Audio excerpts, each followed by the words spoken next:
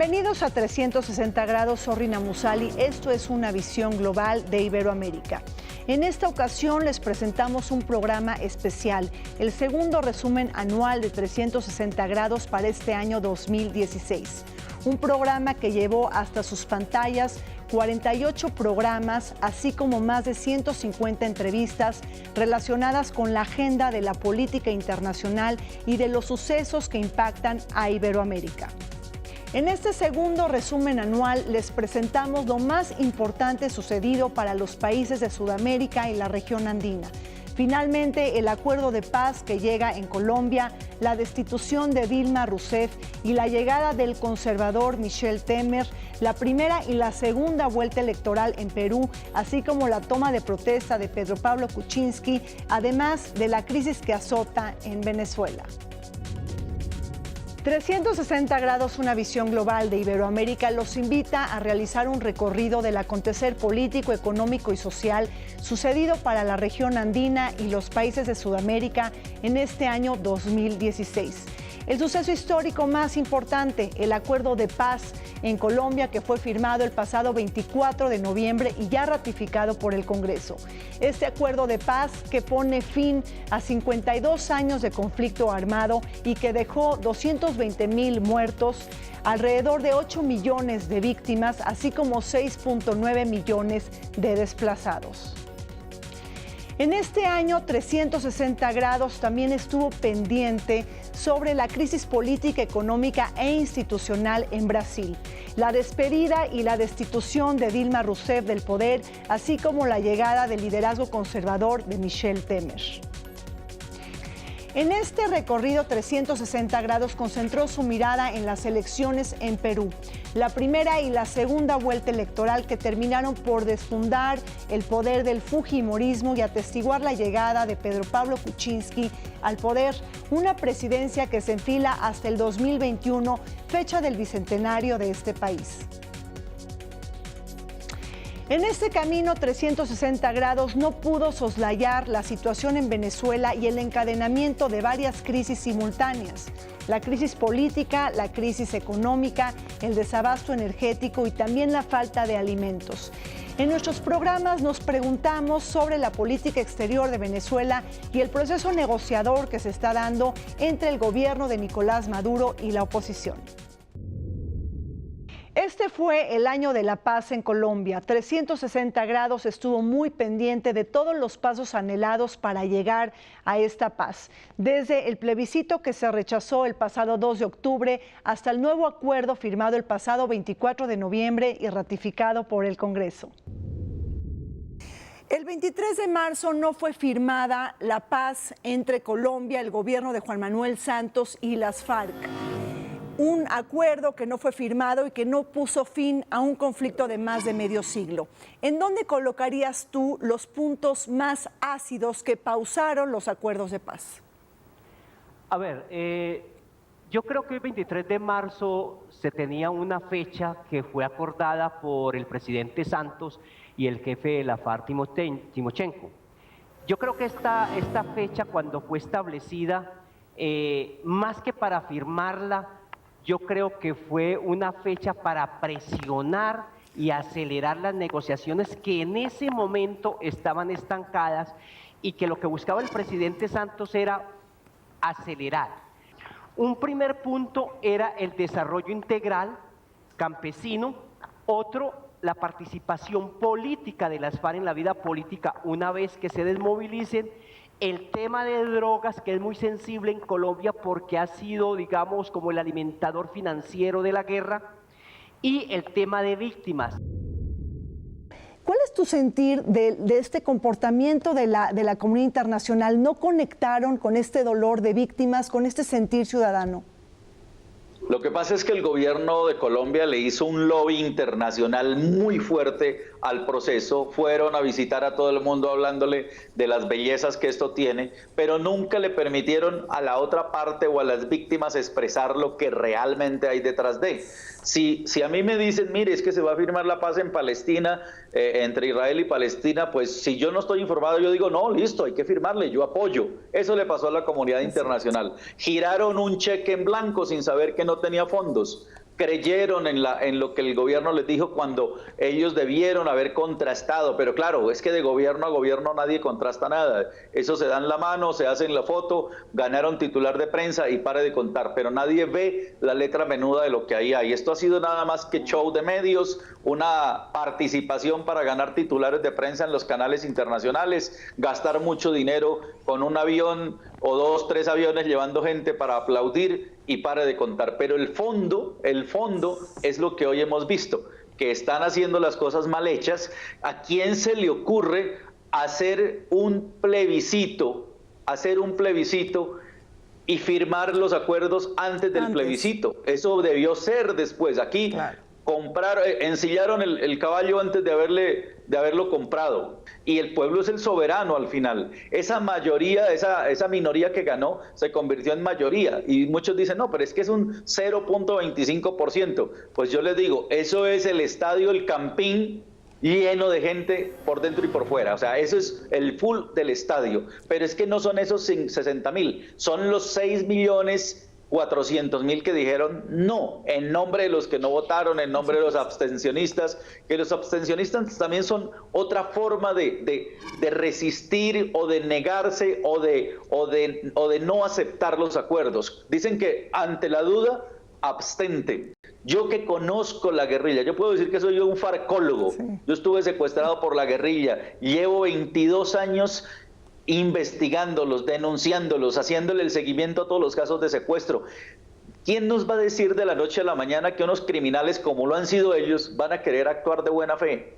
Imposible. El que es malo y será malo siempre. Lo que pasa es que esta sociedad les tiene que dar una oportunidad para que pasen a la legalidad, para que dejen las armas, para que busquen otro modo de vida. Pero no significa que a cambio de eso les tengamos que entregar la democracia y entregarles el país. La perspectiva de la paz, que en términos generales suscita entusiasmo como idea general, sí también genera miedo en cuanto a lo que esto implica. Y esto lleva a la segunda explicación, que me parece que es importante entenderlo. En términos generales, los colombianos apoyan la paz, pero cuando se trata de aceptar lo que la paz implica, en términos de perdón, confesión obviamente de crímenes, pero perdón, reinserción de los guerrilleros desmovilizados a la vida civil y sobre todo a la política nacional, ahí sí comienzan a haber reparos entre los colombianos. Esquemas de justicia transicional que se han ensayado alrededor del mundo admiten mucha flexibilidad, de ahí su carácter transicional, con miras a lograr una paz duradera que obviamente en la mayoría de las circunstancias es preferible a seguir en guerra. Con la paz en Colombia, Iberoamérica se coloca como la única región del mundo libre de conflictos armados. Con ello se cierra un capítulo para los movimientos guerrilleros, los ideales revolucionarios y el fin de las utopías en América Latina. Digamos que se cierra el capítulo del alzamiento armado contra el Estado, pero no el capítulo de los ideales y de la utopía. Sí nos atenemos a lo que en el caso colombiano en esta ocasión ha manifestado la guerrilla de las FARC, en el sentido de afirmar que tiene el propósito de dar continuidad a sus ideales a través de la vía exclusivamente política. Y obviamente estamos muy felices porque se consolida la idea de nuestra América como un territorio de paz, anhelo que había sido incluso planteado en la última conferencia de la CELAC. Brasil, el gigante sudamericano, robó los reflectores en este año 2016 con la llegada de una nueva correlación de fuerzas políticas al país. Recordemos los momentos más emblemáticos y las entrevistas clave de 360 grados. Teotonio, en Brasil está siendo salpicado por una trama de corrupción desde hace muchos años, en donde ha tocado la puerta a políticos y empresarios. Sin embargo, esta trama de corrupción ahora también le llega al expresidente Luis Ignacio Lula da Silva, un presidente que todavía es muy popular y que tiene una enorme aceptación social. Con este hecho, Lula da Silva podrá postularse para las elecciones en el 2018 o se truncan estas aspiraciones. Bueno, de cierta forma, el proceso que se está siguiendo en primera instancia en Brasil por un juez del estado de Paraná, hasta ahora no han conseguido ninguna acusación que pueda ser, digamos, base realmente para el objetivo principal sería la prisión de él, ¿no? Es el objetivo que tiene, pero no han conseguido esto hasta ahora. Y en este momento hay una reacción incluso del Supremo Tribunal de Brasil, hay una reacción de la Organización de los Abogados de Brasil y varias otras instituciones de que las actitudes del juez parecen mucho más políticas de que propiamente jurídicas, incluso llamando a una forma de interrogatorio bajo obligación legal, que es una forma de casi prisión para que haga su testimonio. Pero él ya había hecho 3 testimonios y no se negaba a hacer el testimonio, entonces esto ha causado porque la utilización de este recurso es para personas que se rehusan a hacer testimonio. Por eso tiene una base política muy grande, un apoyo social y político muy grande, y hasta ahora no hay ninguna acusación con él que compruebe cualquier relación con problemas de corrupción. No puedo cerrar esta entrevista sin preguntarle a uno de los creadores de la teoría de la dependencia cómo están las circunstancias de la economía global y cómo se interrelaciona todo esto con América Latina. Una América Latina que no puede cerrar este círculo de la dependencia, de la subordinación, por la forma en cómo estamos insertados al sistema capitalista internacional. Sí, la verdad es que estamos aún en un cuadro estructural mundial aún muy dependiente de toda una perspectiva que viene desde el centro del sistema, no solo económicamente, pero también políticamente, pero también culturalmente, ¿no? Yo diría que la expectativa de mantener esta ofensiva, ¿no?, en nuestra región, yo creo que, como dice, está en una fase en que va a empezar a tener que rectificar gran parte de lo que están intentando, porque a pesar de todo que hubo negativo, no lograron una victoria definitiva. Carlos, mientras que el mundo puso su atención en los Juegos Olímpicos de Río de Janeiro, Michel Temer cumplió 100 días de gobierno al frente de Brasil, un país que ahora está enfilado hacia la sesión final del impeachment que va a iniciar el 25 de agosto. ¿Cuáles han sido los rasgos más característicos de esta presidencia interina? Diría que la característica principal es una búsqueda por estabilidad, especialmente la estabilidad económica, mientras que la estabilidad política es muy difícil en este momento. Entonces, 2 cosas son principales. La primera fue la nombración del ministro de Economía y segundamente encontrar un poco de paz en el Parlamento, en la Cámara de Diputados y también en el Senado. En este no tiene tanto suceso, pero en el ámbito económico tiene un suceso considerable. Gracias, Gilberto.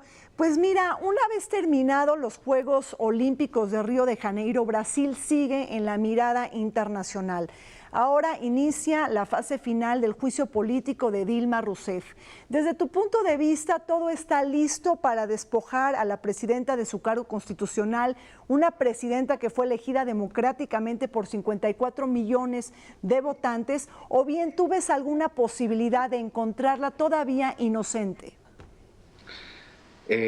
Pues bien, este juicio político que han emprendido desde las cámaras del Congreso brasileño, diputados y Senado, va a tener su final durante los próximos días. El juicio ha sido conforme a las instituciones, conforme a la Constitución brasileña, por lo tanto, procesalmente ha sido impecable. Sin embargo, no se puede dejar de mencionar el hecho de que han tallado consideraciones políticas, de que tiene elementos políticos y no solamente institucionales. Esto porque hay que recordarle a los televidentes de que hay problemas y acusaciones de corrupción a toda la clase política brasileña en su conjunto, es decir, transversalmente, una cuestión que en forma lamentable es común en América Latina, de que las acusaciones de corrupción hablan de enriquecimiento ilícito por parte de varias destacadas figuras brasileñas, y en cambio en el caso de la presidenta es una acusación administrativa donde se sacan fondos de los bancos públicos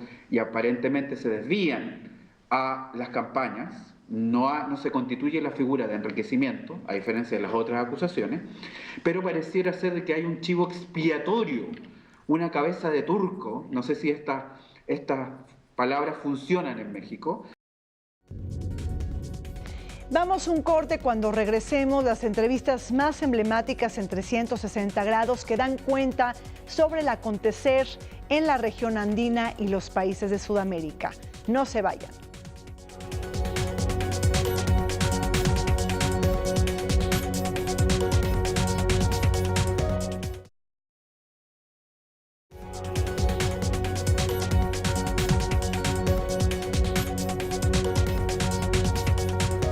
Este año fue un año fundamental para Perú. La llegada de Pedro Pablo Kuczynski y la derrota de Keiko Fujimori que dividió al país. Pero ¿qué sucedió en esta primera y segunda jornada electoral? Veamos estas entrevistas.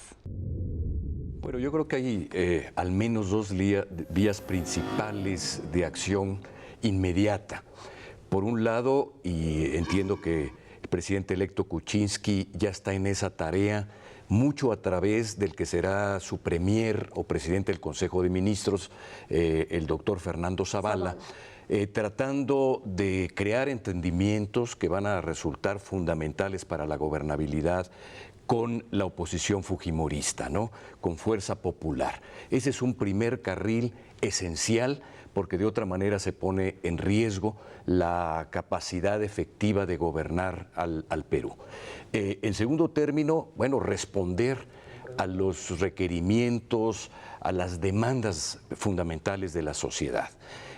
Creo que el presidente electo Kuczynski ha planteado ya muy claramente los lineamientos que van a ser principales en su programa de gobierno para atender temas que tienen que ver no solo con la estabilidad y el continuo desarrollo económico, que le ha ido bien al Perú, mejor que a la gran mayoría en América Latina, pero también, por otro lado, asegurar que hay el tipo de seguridad que requiere la población. Hay una gran preocupación por la seguridad, que sigue habiendo desarrollo social, temas como la educación, como la salud, preocupan enormemente a los peruanos, y que se atacan también problemas como el de la corrupción, como el de la burocratización que detiene a menudo inversiones importantes para crear empleo, para acentuar el desarrollo del país.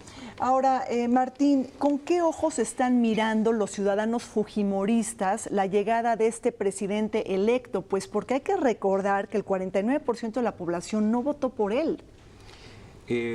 Bueno, los que llegaron a emitir los votos, efectivamente sí, pero si tomamos en cuenta al total de la población que tiene derecho a votar, 25% no ejerció este derecho, ¿no? Bueno, un 20% no lo ejerció y un 5% votó viciado o en blanco. Entonces estamos hablando que se repartieron realmente el 75% de los votos entre PPK o el presidente electo ahora Kuczynski y Keiko Fujimori.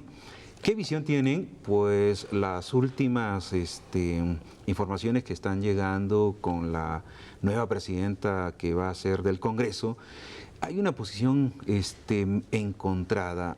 Parece ser que están ahorita dos fuerzas confluyendo, ¿no? Uno, que ya directamente lo remarcaban el día de ayer, me parece, que Pedro Pablo Kuczynski tendría que en este 28 de julio decir o pedía que Fujimori salga de la cárcel, ¿no? Entonces es una posición.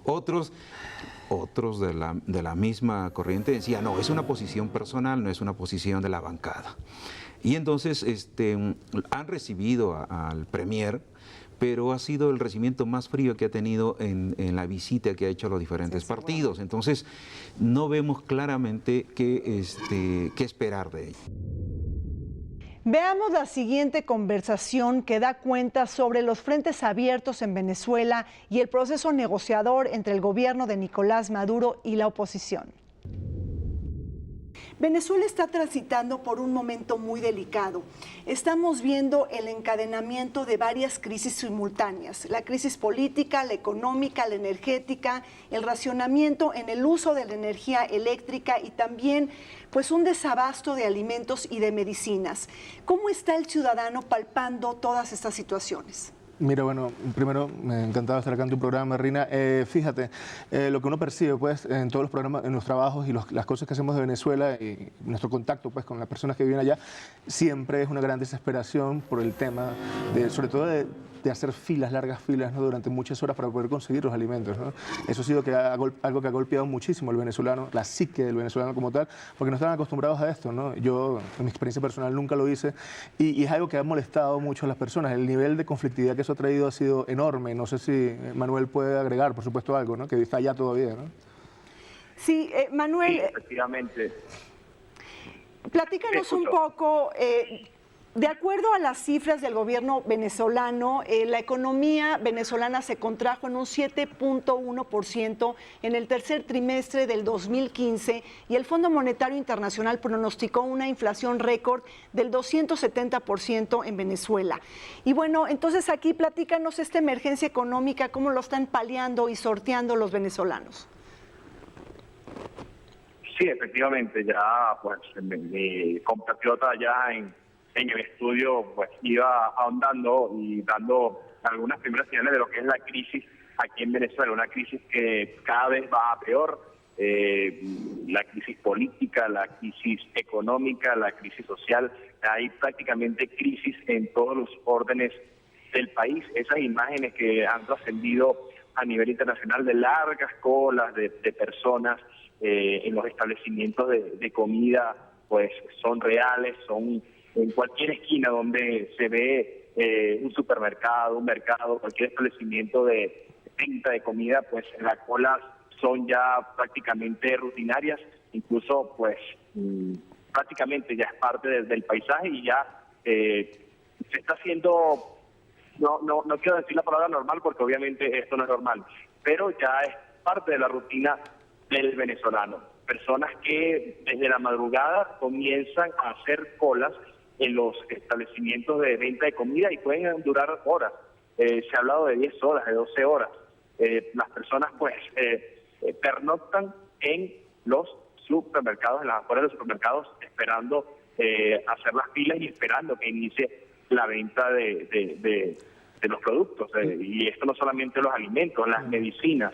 También pues se ha aumentado, según algunas cifras que han trascendido, los decesos de personas que no han conseguido las medicinas necesarias para sortear los males que le produzca la enfermedad por la que estén padeciendo. La situación de los enfermos crónicos, de los enfermos oncológicos, pues está empeorando cada día más. La Asamblea Nacional del Parlamento venezolano pues ya ha dictado algunas resoluciones declarando crisis humanitaria de alimentos, de medicinas, y todo esto con el propósito de recibir donaciones de otros países de medicamentos y alimentos para paliar la situación, pero el gobierno nacional ha declarado que no está dispuesto a recibir esta cooperación porque interpreta que estos pedidos de la Asamblea Nacional que controla la oposición tienen el propósito de promover la injerencia extranjera en los asuntos venezolanos. Mira, como te decía, la oposición venezolana tiene el enorme reto de poder lograr una transición política desde el punto de vista democrático. Ya hay antecedentes en Sudamérica. Se logró en Chile, que era mucho más complicado de alguna manera con un control férreo de una dictadura como la de Pinochet. Claro. Venezuela debería transitar, y yo creo que los parlamentarios opositores intentan de alguna manera, bueno, buena parte de ellos, que esto suceda así, ¿no? Enrique Capriles Radonsky, que es uno de los líderes de la oposición, siempre ha optado por esta vía, ¿no?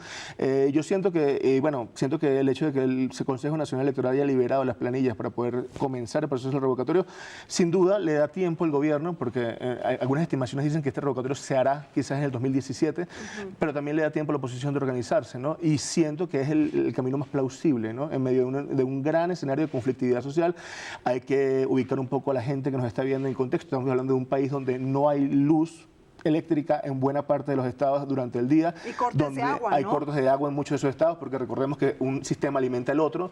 Es un país donde acaban de subir el precio de la gasolina después de 15 o más años en que no se había subido. Es un país donde el dinero no alcanza, un país donde hay que hacer largas filas para abastecerse y donde no hay medicina. O sea, imagínense ese país, claro. Ese país con conflictividad política. Claro. Eso es un poco lo que hay que recordar, ¿no? Manuel, ¿qué opinas?